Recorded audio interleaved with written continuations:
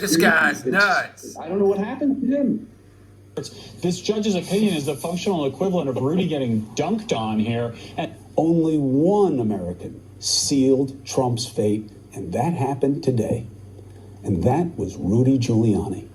He became a metaphor. These Comos are assholes. Melting into a dark Stuff puddle idiots. of deception. If you've got Here's the another evidence fat of fraud face. presented, and what's happened here is, quite frankly, the conduct of the president's legal team has been a national embarrassment. It was a pathetic display, and it's become so common when Rudy Giuliani gets in front of a camera or a microphone. He is a legal buffoon. Well, I thought it was a train wreck, Chuck. I thought it was absolutely incredible, and but it's, on the one hand it's outrageous, on the other hand it's really not surprising. So, but it's. Well, let me give you my completely objective, not wishful thinking, constitutional analysis.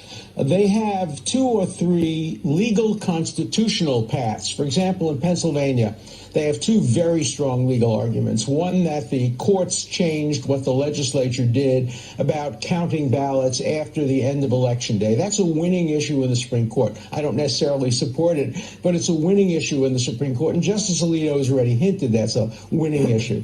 They also have a winning issue in the Supreme Court on equal protection, that some counties allowed flawed ballots to be cured while others didn't. Bush versus Gore suggests that an equal protection argument can prevail.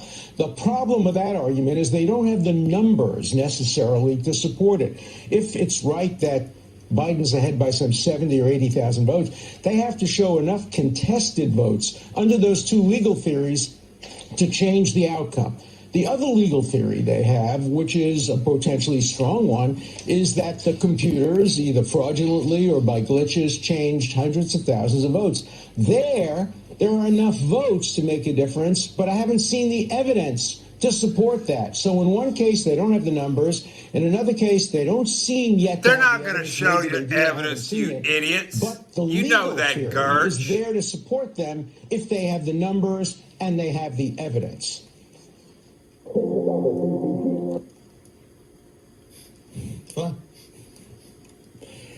Welcome to the War Room. You're live on Capitol Hill. It's Monday, the 23rd of November, the year of our Lord 2020. Why do we keep giving those great cold opens with the thing? Producer Vish. We'll check with Denver here in a moment. Stephen K. Bannon, Raheem Kassam, Jack Maxey. We're going to be joined by Greg Mans. He's working on some stuff right now. A lot going on.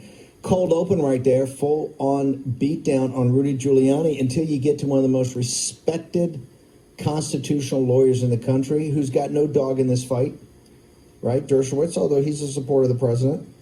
He says, hey, you got 2 legal arguments that are stone cold winners at the Supreme Court. On one case, you just have to show the numbers. In the other case, with the computers and what Sidney Powell's doing with the evidence.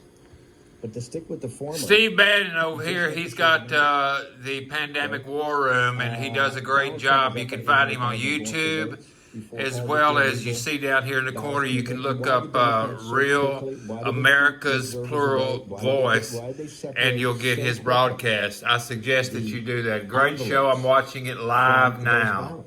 Ramblin' Randy, we down.